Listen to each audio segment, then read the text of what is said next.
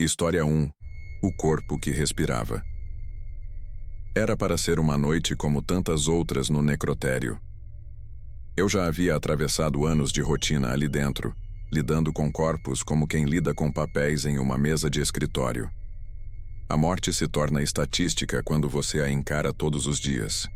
E o necrotério, apesar de assustar os de fora, é para nós apenas mais uma sala de trabalho. O frio constante, o cheiro de formol, o barulho metálico das gavetas deslizando, tudo isso se transforma em parte do cenário habitual. Eu acreditava que nada mais poderia me surpreender. Até que aquela madrugada me mostrou o quanto a morte ainda guarda segredos. O corpo que me foi entregue era de um homem de 40 e poucos anos. Encontrado sem vida em sua própria casa, sem sinais de violência, sem mistério aparente. O exame inicial já havia constatado morte por causa natural, provavelmente um mal súbito. Nenhum detalhe fora do comum. Eu deveria apenas realizar a autópsia, registrar e encerrar. Era o que eu fazia todos os dias, e era exatamente isso que comecei a fazer. Vesti o avental, preparei os instrumentos, organizei o ambiente. Tudo era mecânico, preciso, como sempre. A sala estava silenciosa. Apenas o zumbido baixo das lâmpadas fluorescentes cortava o ar. O corpo repousava sobre a mesa de aço, frio e imóvel, como todos os outros que já passaram por mim. Eu iniciei o procedimento abrindo a cavidade torácica. Até esse ponto, nada parecia fora do esperado. Mas foi nesse instante, quando meus olhos se fixaram no peito exposto, que algo aconteceu. Primeiro pensei que fosse um reflexo do meu próprio olhar cansado. Mas não. O tórax do cadáver se moveu, lentamente, como se algo dentro dele ainda lutasse para existir. Meu coração disparou. Eu congelei, as mãos ainda segurando os instrumentos, e observei com atenção. O peito subia e descia em um ritmo cadenciado. Não era espasmo, não era contração muscular pós-morte. Era respiração. Cada movimento imitava com perfeição o ato de inspirar e expirar. O ar parecia ser puxado, expandindo a caixa torácica, e depois solto, contraindo de volta. Fiquei imóvel por alguns segundos, tentando negar o que estava diante de mim, mas o fenômeno não parava. Aproximei o ouvido. Não sei se esperava ouvir apenas silêncio, mas o que veio foi ainda mais perturbador. Um som baixo, abafado, semelhante ao ar passando por brônquios. Era impossível, mas estava ali. Senti as pernas tremerem, e uma parte de mim queria largar tudo e sair correndo, mas outra parte, a parte treinada para buscar respostas, me manteve preso àquele momento. Chamei outro colega. Ele entrou, e quando seus olhos se fixaram no movimento, percebi o mesmo terror refletido. Tentamos encontrar explicações. Talvez gases acumulados estivessem forçando o tórax a se mover. Talvez algum efeito da decomposição precoce. Mas não. Nenhum fenômeno natural poderia criar um padrão tão perfeito. Não era aleatório, não eram movimentos espasmódicos. Era ritmado, contínuo, tão real quanto o ato de respirar em alguém vivo. Ficamos em silêncio, observando, enquanto o frio da sala parecia se intensificar. O ambiente, que já era gelado, se tornou insuportável, como se a própria sala tivesse perdido o ar. Então, como se aquilo já não fosse suficiente, os lábios do cadáver se entreabriram e um som baixo escapou. Um gemido frágil, rouco, mas humano. Meu corpo reagiu sozinho. Dei 2 passos para trás, quase derrubei a bandeja com os instrumentos. O som ecoou pela sala e depois cessou, deixando apenas o barulho do meu coração disparado. O fenômeno durou minutos que pareceram horas. Aos poucos, o movimento foi diminuindo, até cessar completamente. O corpo voltou à imobilidade absoluta. Os lábios se fecharam. O silêncio retomou o controle. Nós permanecemos parados, em choque, sem saber como reagir. O colega, ainda tentando manter a racionalidade, insistiu que anotaríamos apenas o óbvio, o que podia ser registrado como fato clínico. Nenhuma palavra sobre o que vimos seria escrita.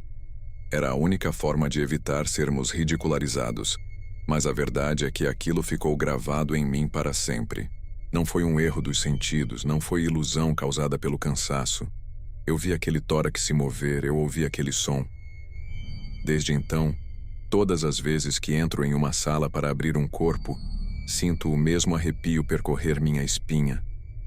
O medo constante de que, a qualquer instante, o morto diante de mim volte a simular o que a ciência insiste em chamar de impossível. E não era só a respiração. Havia algo mais. Uma sensação de presença, como se aquele homem não tivesse partido completamente. Como se houvesse algo preso entre dois mundos, recusando-se a aceitar o fim.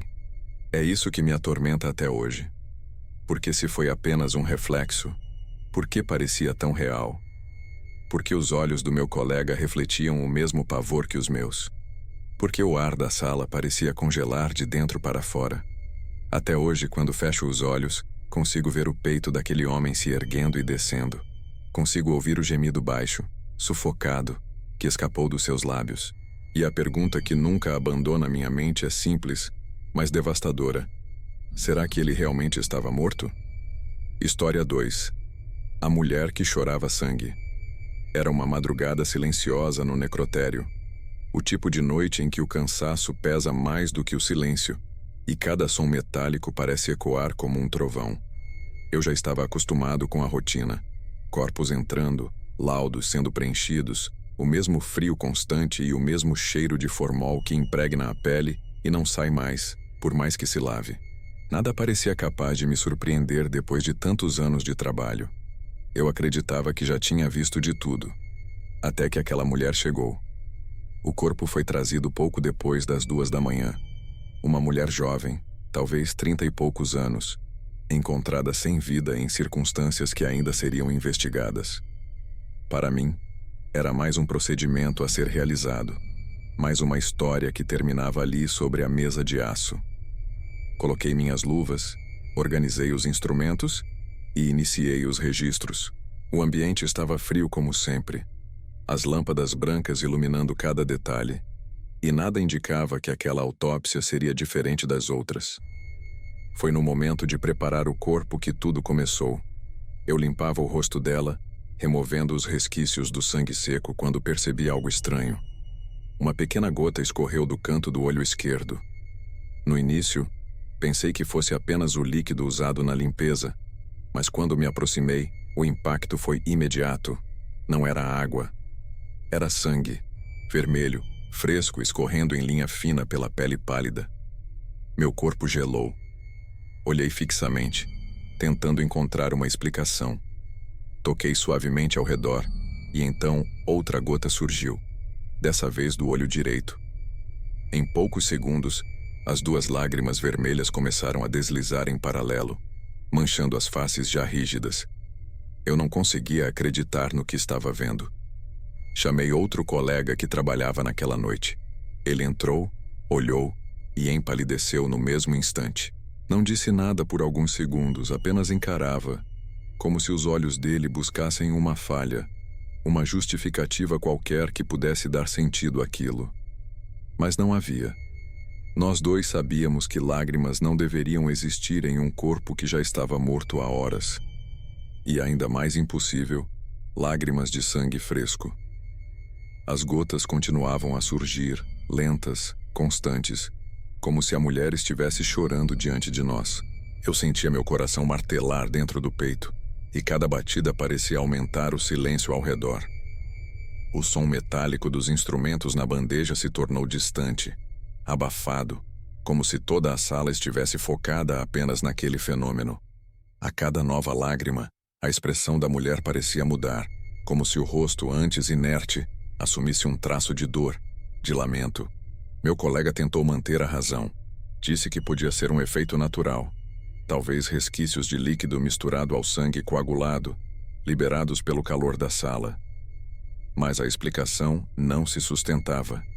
A temperatura continuava baixa, e o sangue escorria fresco demais, vermelho vivo, como se tivesse acabado de ser produzido. Não era resquício, era manifestação. E no fundo, sabíamos disso. Foram longos minutos observando o impossível acontecer. As lágrimas aumentaram, escorrendo até o queixo, pingando sobre o avental que eu vestia. Eu recuei, o pânico crescendo dentro de mim, mas não consegui desviar o olhar. Era como se aquela mulher estivesse nos implorando silenciosamente por algo. Como se houvesse uma mensagem oculta no ato de chorar sangue diante de estranhos que só queriam cumprir um protocolo. De repente, o fluxo cessou. As lágrimas pararam de escorrer. O rosto voltou ao estado rígido e frio, e o silêncio retornou com ainda mais peso. Ficamos ali, imóveis, até que a única coisa que restou foi o rastro vermelho marcado na pele pálida, como cicatrizes que nunca deveriam existir. Decidimos não registrar. Como escrever aquilo em um relatório oficial? Como explicar algo que desafia completamente a lógica? Apenas seguimos com o procedimento, mas a atmosfera havia mudado. A cada corte, a cada movimento, era como se estivéssemos invadindo algo que não deveria ser tocado. O corpo daquela mulher carregava um segredo, e nós tínhamos testemunhado apenas uma fração dele. Depois daquela noite, nunca mais olhei para os olhos de um cadáver da mesma forma. Sempre espero que lágrimas apareçam, sempre temo ver de novo o vermelho escorrer, como um aviso de que há muito mais escondido sob a superfície da morte do que ousamos admitir. Até hoje, quando lembro, sinto o arrepio percorrer meu corpo, porque eu sei o que vi. Eu vi uma mulher morta chorar, e não foram lágrimas comuns, foram lágrimas de sangue. História 3. Vozes na Câmara Fria. Era quase 4 da manhã quando entrei na Câmara Fria para organizar os corpos que haviam chegado naquela noite. Esse era o momento em que o silêncio do necrotério parecia mais sufocante. O frio intenso, a luz fluorescente refletida no metal das gavetas e o som seco das portas deslizando sempre criavam a sensação de estar entrando em um lugar que não pertence aos vivos. Mas naquela madrugada algo me fez acreditar que eu realmente não estava sozinho. Eu estava puxando uma das gavetas quando ouvi pela primeira vez uma voz baixa, abafada, como se viesse de dentro da parede. Congelei, tentando identificar a origem. Não parecia ecoar da sala ao lado, nem da rua, e com certeza não vinha de nenhum colega, porque eu era o único de plantão naquele setor. Aproximei o ouvido e o som ficou mais nítido. Era uma conversa. Vozes falando ao mesmo tempo, rápidas, em um tom baixo que parecia carregado de urgência. Meu coração disparou. Pensei em falha elétrica, talvez algum rádio ligado por engano, mas não havia nada ali além de gavetas ocupadas por corpos. Caminhei devagar, passando de uma gaveta a outra e percebi que o som vinha de dentro. Era como se os mortos estivessem murmurando entre si, presos em diálogos que não faziam sentido para os vivos. Em determinado momento, consegui distinguir uma palavra. Um nome. Não era de nenhum dos registrados naquela noite, mas a forma como foi dito, repetido por diferentes vozes, me fez sentir um frio que não vinha das máquinas. Eu me afastei, mas o sussurro parecia me seguir, como se atravessasse o ar e se infiltrasse na minha mente. Aterrorizado, puxei uma das gavetas e expus o corpo. O silêncio voltou imediatamente, cortando o ambiente como uma lâmina. Fechei devagar, tentando convencer a mim mesmo de que era apenas a exaustão me pregando peças. Mas quando fui até a segunda gaveta, o som retornou. Vozes diferentes, como se estivessem discutindo algo, todas sobrepostas, impossíveis de compreender. Foi nesse instante que aconteceu algo ainda mais perturbador. Uma das portas metálicas vibrou, como se alguém de dentro tivesse batido de leve. O som ecoou pelo corredor vazio, e eu recuei, quase tropeçando. Fiquei parado por alguns segundos, o suor frio escorrendo pela nuca, esperando que a porta voltasse a se mexer. E de fato ela tremeu mais uma vez, como se uma mão invisível tentasse sair. Minha mente racional tentava encontrar respostas. Gases da decomposição, vibração da refrigeração. Mas nada justificava as vozes. Nada justificava os nomes sussurrados com clareza. E nada justificava a batida que eu havia acabado de ouvir. Fechei os olhos por um instante, respirei fundo e decidi sair da sala. Mas antes que pudesse tocar na porta de saída, uma última frase ecoou clara, sem ruídos, sem abafamento. Era como se tivesse sido dita diretamente no meu ouvido. Eu ainda estou aqui. Eu corri. Abandonei os registros, abandonei a prancheta e não voltei para a câmara fria até que o dia amanheceu e outros funcionários chegaram. Nunca contei oficialmente o que aconteceu. Não há espaço para esse tipo de relato nos documentos médicos. Mas desde aquela noite, toda vez que entro na câmara fria, sinto o mesmo arrepio percorrer meu corpo. Nunca mais ouvi aquelas vozes da mesma forma. Mas às vezes, quando o silêncio é profundo demais, parece que elas estão apenas esperando que eu pare para escutar. História 4. O homem que se sentou. Era madrugada quando iniciamos aquele procedimento. O necrotério estava silencioso. Apenas o som das lâmpadas vibrando no teto e o eco distante da refrigeração preenchiam o espaço. O corpo sobre a mesa era de um homem de aproximadamente 50 anos, vítima de um acidente vascular. Nada incomum para quem já havia visto tantas vezes a mesma cena. Minha mente estava focada no protocolo. Cada movimento calculado, cada corte previsto. Mas naquela noite, a rotina se transformou em algo que jamais consegui esquecer. O corpo já estava sendo preparado. A incisão havia sido feita, os registros anotados. Tudo parecia seguir dentro da normalidade até que, sem aviso, senti uma mudança no ar. Foi sutil no início, como se a sala tivesse se tornado menor, mais densa. O silêncio ganhou peso.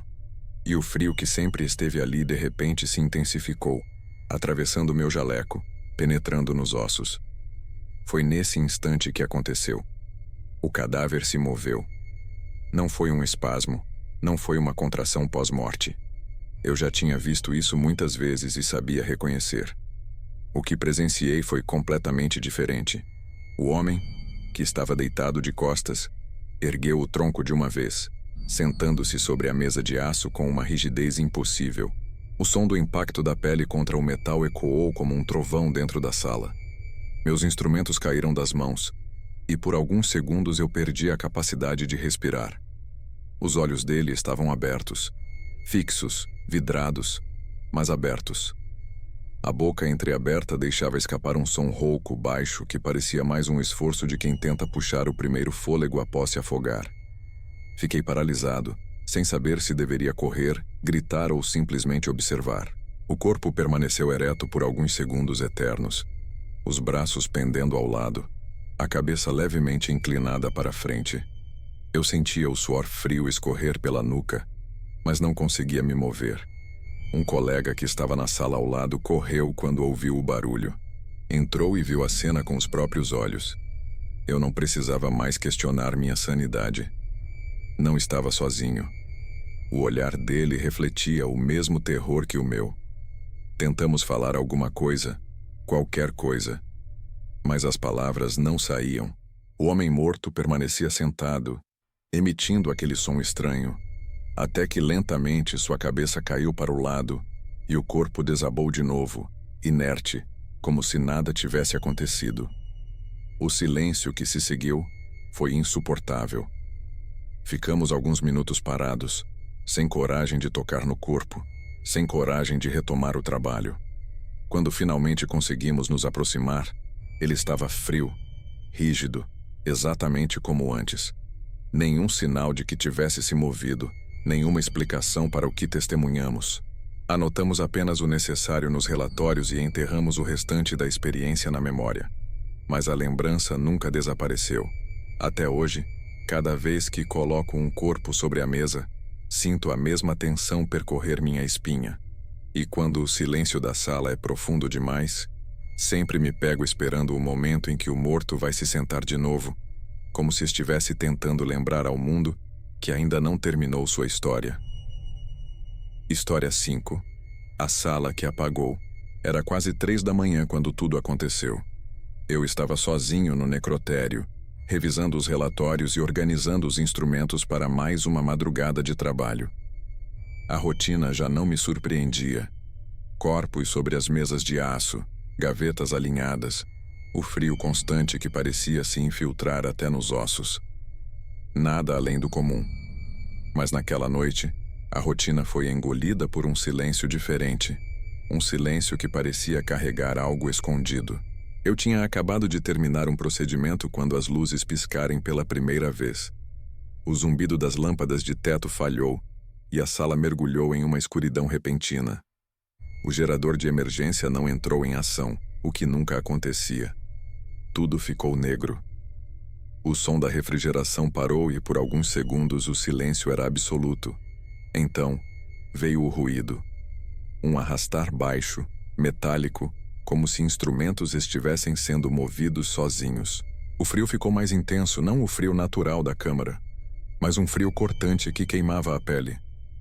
Tateei no bolso procurando a lanterna pequena que sempre carregava. Quando a acendi, percebi que algo estava errado. As mesas não estavam mais na mesma posição. Uma delas havia se deslocado quase 1 metro, como se tivesse sido empurrada por mãos invisíveis. As gavetas da parede estavam entreabertas, e juro que vi uma delas abrir completamente diante dos meus olhos. O barulho ecoou como um trovão no meio da escuridão. Meu corpo reagiu antes da mente. O coração disparou, e minhas mãos tremiam tanto que mal consegui manter a luz firme. O facho iluminava pedaços da sala, mas em cada movimento parecia revelar algo pior. Em um canto, as pinças e bisturis estavam espalhados no chão, como se alguém os tivesse arremessado. Em outro, marcas de arranhões riscavam a parede, marcas frescas, profundas, que com certeza não estavam ali antes. Então, as vozes começaram. Primeiro um sussurro baixo, depois outro, até que dezenas pareciam preencher o ambiente. Eram palavras indistintas, misturadas, como se cada corpo ali tentasse falar ao mesmo tempo. O ar ficou pesado, difícil de respirar, e a luz da lanterna começou a falhar, oscilando em flashes que me faziam ver apenas fragmentos da sala. Em um desses flashes vi claramente. Havia mãos, marcas de mãos ensanguentadas surgindo nas paredes, descendo lentamente, como se escorressem de algo que não estava mais ali. A escuridão voltou a dominar, e nesse instante, ouvi o som que nunca mais saiu da minha memória. Passos. Passos firmes, arrastados, circulando a sala. Não eram meus. Eu estava imóvel, encostado contra a parede, tentando me manter de pé. Os passos se aproximaram, rodeando a mesa central, até que senti a presença parar exatamente atrás de mim. O frio se tornou insuportável, como se algo respirasse na minha nuca. De repente, as luzes se acenderam de uma só vez. A refrigeração voltou a funcionar. O zumbido das máquinas preencheu o ar e tudo parecia novamente no lugar. Mas não estava. As mesas continuavam fora da posição, os instrumentos ainda espalhados, as marcas ainda nas paredes.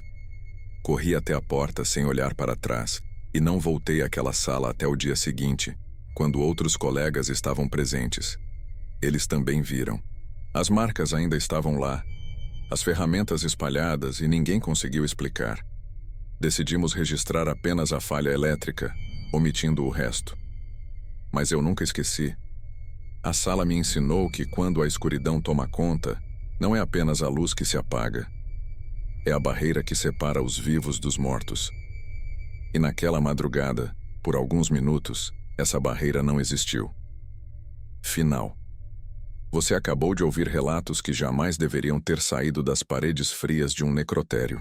Histórias vividas por médicos legistas que, ao contrário do que muitos pensam, não se deixam levar por lendas ou superstição. Esses homens e mulheres são treinados para lidar com a morte como um dado, como um fato frio e inquestionável. Mas naquela rotina gelada marcada pelo aço e pelo silêncio, até a ciência se curvou diante do inexplicável. O corpo que respirava minutos depois de ter sido declarado morto não foi apenas um erro. Foi um lembrete de que a linha entre a vida e a morte pode ser mais fina do que ousamos acreditar. A mulher que chorava sangue diante de olhos incrédulos mostrou que alguns corpos parecem carregar mensagens ocultas, talvez súplicas que atravessam o limite do que podemos entender. As vozes na câmara fria, vindas de dentro das gavetas, chamando por nomes que não existiam nos registros, Provaram que o silêncio dos mortos não é tão absoluto quanto imaginamos. O homem que se sentou na mesa, tentando recuperar um fôlego que já não tinha, quebrou qualquer certeza de que a morte é definitiva. E a sala que apagou, tomada por passos invisíveis e mãos ensanguentadas que surgiram nas paredes, deixou claro que existem instantes em que a barreira entre o nosso mundo e o outro simplesmente se rompe. Esses médicos jamais colocaram essas experiências nos relatórios, não porque duvidassem do que viram, mas porque não havia como registrar em palavras o peso daquilo. Não há espaço para o sobrenatural em documentos oficiais. O que aconteceu ficou guardado em suas memórias, escondido sob a máscara da rotina, até que alguém tivesse coragem de admitir em voz baixa que a morte não é o fim. Agora a pergunta que fica não é se esses relatos são verdadeiros, mas o que você faria se estivesse no lugar deles. Como reagiria se diante de um corpo que você sabia estar morto, visse o tórax se mover como se buscasse respirar? Teria coragem de olhar nos olhos de alguém que derrama lágrimas de sangue? Conseguiria permanecer dentro de uma sala onde cada gaveta guarda não apenas corpos, mas vozes que murmuram na escuridão? O mais perturbador é pensar que esses casos não são isolados. São apenas os que foram relatados, aqueles que escaparam do silêncio. Quantos outros aconteceram e jamais chegaram a ser contados? Quantas vezes a ciência se calou diante de algo que não podia explicar e simplesmente escolheu enterrar a verdade junto com o corpo? Talvez, em outra noite, essas histórias voltem. Talvez um médico em algum lugar agora mesmo esteja encarando o mesmo fenômeno sem saber como reagir. E talvez o próximo a ouvir as vozes, a ver o sangue escorrer ou a sentir o frio de uma presença invisível seja você. Porque o necrotério não é apenas um espaço para guardar corpos. É um portal onde a morte insiste em lembrar que não pode ser contida. Então, quando você apagar a luz e o silêncio tomar conta do ambiente, lembre-se, nem sempre o que está imóvel permanece em paz. E se no meio da madrugada ouvir um barulho metálico, uma gaveta deslizando sozinha, talvez seja apenas a ciência falhando em explicar. Ou talvez seja o aviso de que a morte ainda tem muito mais a revelar.